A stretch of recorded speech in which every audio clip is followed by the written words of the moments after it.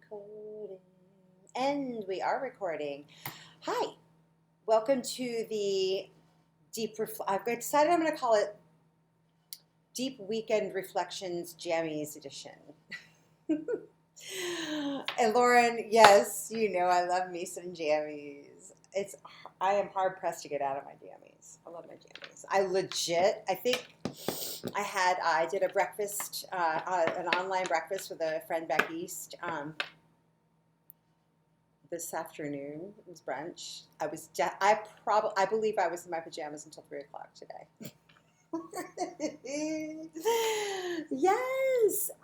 So listen, but because I've been in my jammies and been like meditating, and I'm obviously getting ready for bed right now. I wanted to talk about the cards that we pulled. I've stated it before that I sit and I meditate on the cards a lot. Sorry, my nose is like really itchy. And these cards, because I didn't do a pull necessarily for tomorrow, I also feel that these cards are, I've said it before, that oftentimes the experiences that I have can be a few days in advance of what is happening. So if what I'm saying doesn't necessarily resonate today or this weekend, it may resonate for you later in the week. So I offer you that caveat. So let's talk about these cards a little bit. I had some more things I wanted to talk about, so I'm looking at this, particularly looking at this Temperance card. What kind of came to me is that these two figures, the dragon, and then there's a smaller dragon in the Temperance card itself, right? And this dragon is holding a lot of little tempting kinds of things that I don't know whether he's bringing things for her to add to the mix, or whether he's kind of like, hey, or whether they're distractions. But she's not having it. She is very, very fixated on what she's crafting, what she's doing. And I was really drawn to how she's curled in on herself and really almost very protective about this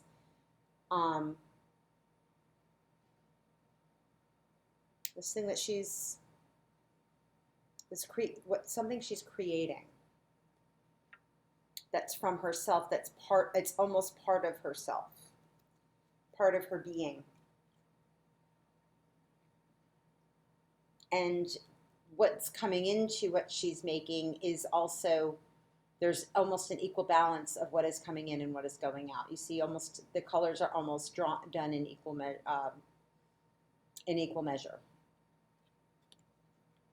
And that's what, Temperance is about. It's like, it's balance, right? Even though it's a card of Sagittarius, it has that kind of Libran quality. And we do have a Libra moon that we're working through right now.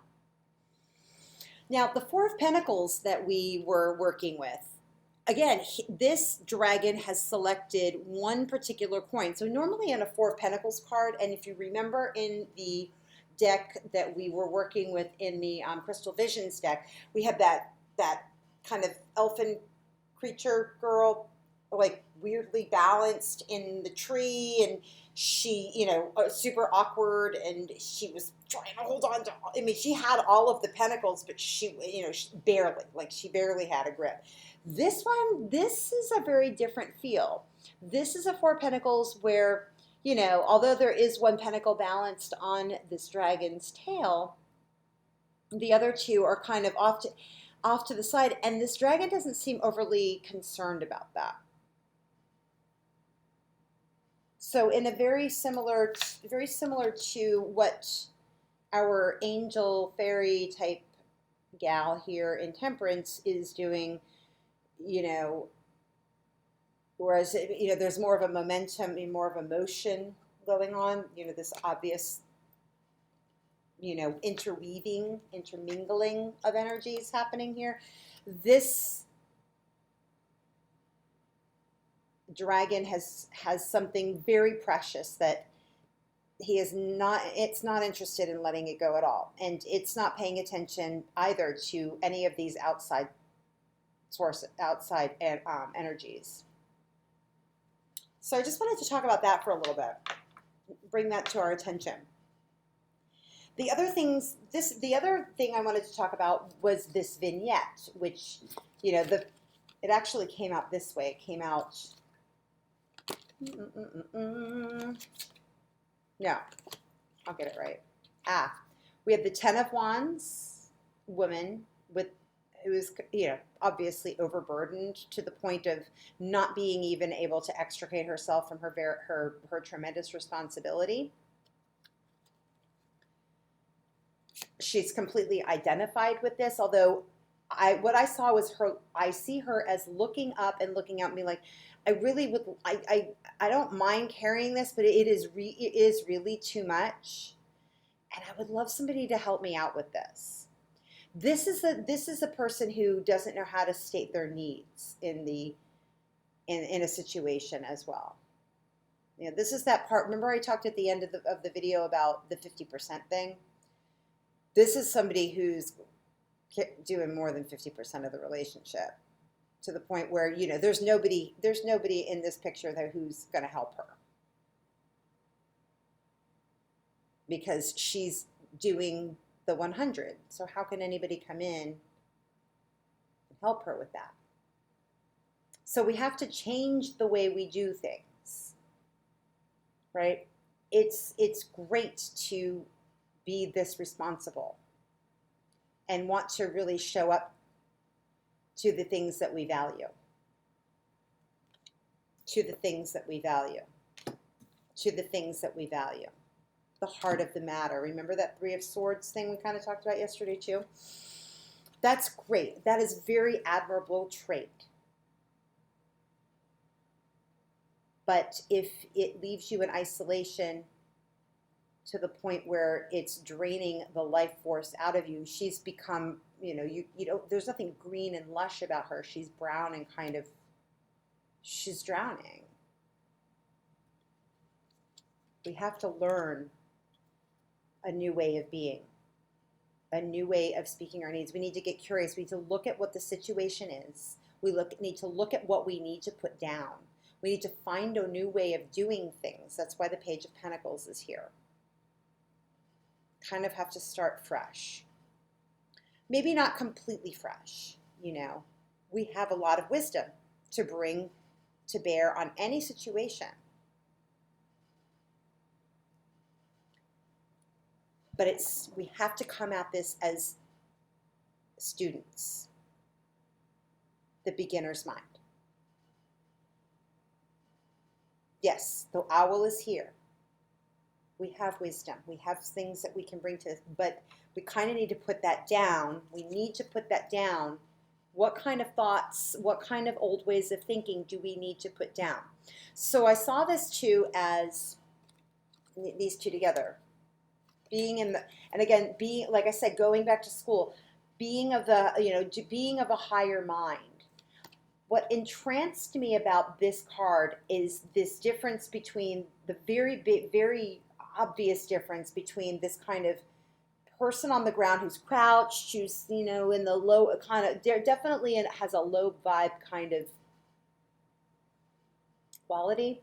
Where this is very different. This is almost like an Ace of Swords. In fact, in this deck, I believe there are swans with this beautiful sword, and it's clearly this beautiful, bright idea, high, divine mind, very, higher road thinking, high vision, innovation, bright ideas. This is not bright ideas. This is, I don't even know if I want this. He's looking at this with, what the hell am I even holding? He's kind of like, is this even worth it? Even these wands up here, he's ignoring all of these. He's looking at just this one thing. But his manner is, I don't know, even though he's in a, again, in a kind of curled thing, he seems less sure about the way he's holding it doesn't feel solid. The Temperance and the Four Pentacles, definitely a solid decision has been made there. They're happy with what they have. He's not so happy. The other thing I wanted to talk about in this card is this is also, the need to look at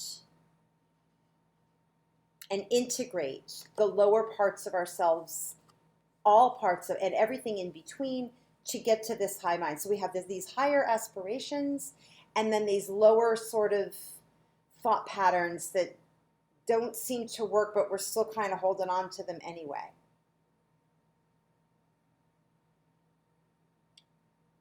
And this is like the shadow side of ourselves. So coming, looking in it, looking at our thought patterns, looking at the patterns, looking at the places where we do have lack, where we isolate, we don't ask for help, we don't speak to our needs, we don't speak up, we don't, make that risk of showing our vulnerability, taking off that mask and saying, hey, I need help, I can't carry all of this. Or can you even help me, going to somebody, a therapist or some, to learn and be in a, be told, this is again, being in kind of some kind of meditation, some kind of processing that will help you, shine some light on the situation so that, you have a better idea about how to, you can look up out of the grind and look up out of this muck. So, and being able to see the forest from the trees. And seeing why. More importantly, not only to see why, but to not only to see, but to understand why. And that's what any kind of meditation or therapy or any kind of practice that will help you not only see what it is, what's going on, but why. You learn why. Learn where it's rooted in the, learn where it's rooted, and it's unclear and it's, behind a mask. And then you'll be able to, get a new skill set that will help you make these decisions and be more clear about the decisions as these two characters are.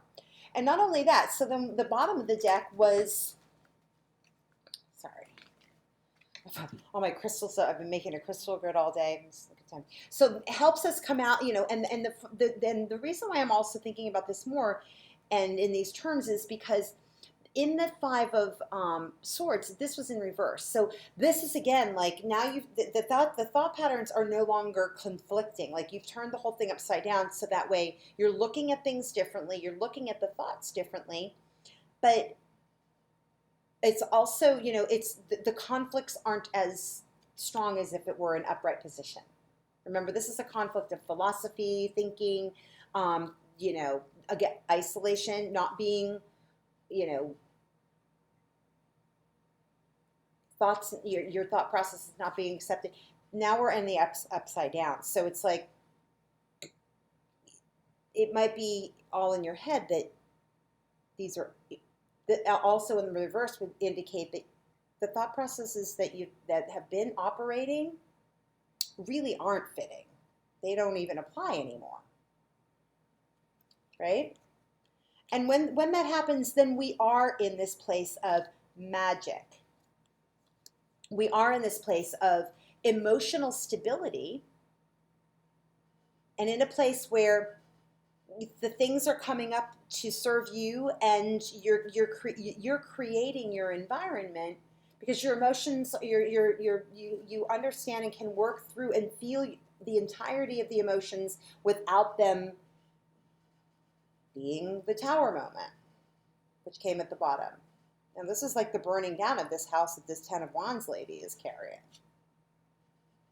And when the tower moment occurs, it could be just a moment of when you understand. It's that enlightening moment that feels very stark compared to how things used to be, how you were thinking all along. It's like, oh no, But in the end, when that kind of thing happens, that is when we get more creative and we understand that we have an understanding of how we do create our environment. And what we need rises up to meet us in order to help us continue to, she has a forward momentum going on here. I love, this is a very unusual looking Queen of Cups.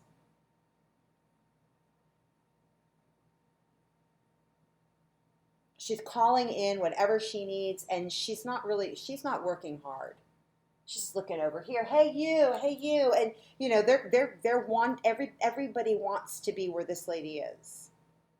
They're again being drawn to you to create that alchemy, and the magician is also here to further support and show. We've got temperance creation. We've got the Queen of Cups.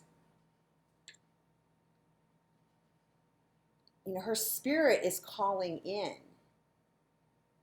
And the magician is here as well. This is all co-creation, your thoughts. And I can't help but think about, he's also very engaged with this orb in front of him.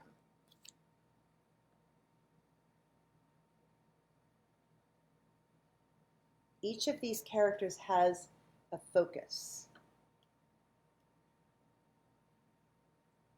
Thoughts become things.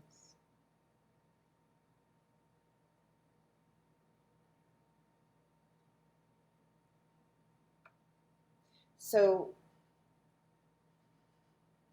yeah, when we get more into this beginner's mind, we, just put down some of the swords that we don't need. And again, this individual clearly doesn't even know that is something he's not even sure that's what he wants. In other Seven of Swords kind of card, they're clear. They're picking up a sword and they're like furtively running away. This guy's like, he's not running, and he's like, do we even want this? I don't know. I thought I did at one point, and I really don't anymore.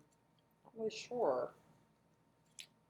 But when we can at least admit to ourselves, go into the emotions, admit to ourselves that it's not really, and just at least try that on and start looking that maybe it is just too much, speaking up in whatever the arena is, then we have a much better shot at getting creative and starting to co-create and create the kind of environment that we do want.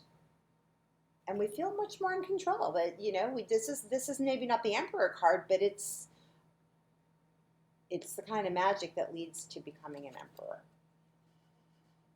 This is one aspect of what the Emperor can do.